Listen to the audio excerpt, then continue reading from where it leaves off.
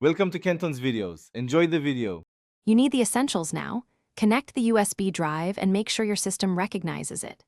If your drive is new, format it to XFAT for cross-platform compatibility. Choose NTFS for Windows-only large files. Once the drive appears in File Explorer or Finder, open it side by side with the folder holding your files. Make sure there's enough free space and run a quick scan for errors. This prevents halfway failures. Now you're ready to start selecting files to transfer.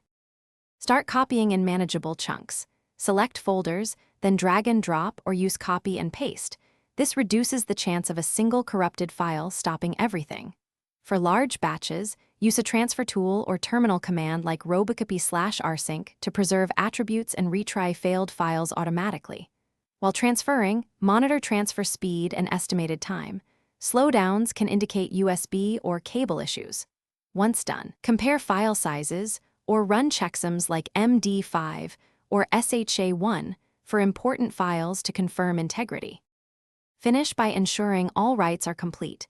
Use the operating system's safely remove or eject command before pulling the USB drive. This prevents file system corruption. If you encounter errors, retry the transfer to a different USB port or cable and run chkdsk or disk utility to repair the drive.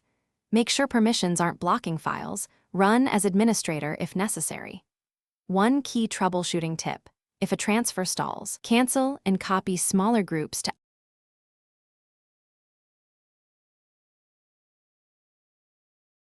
Thanks for watching. Consider subscribing if we helped you.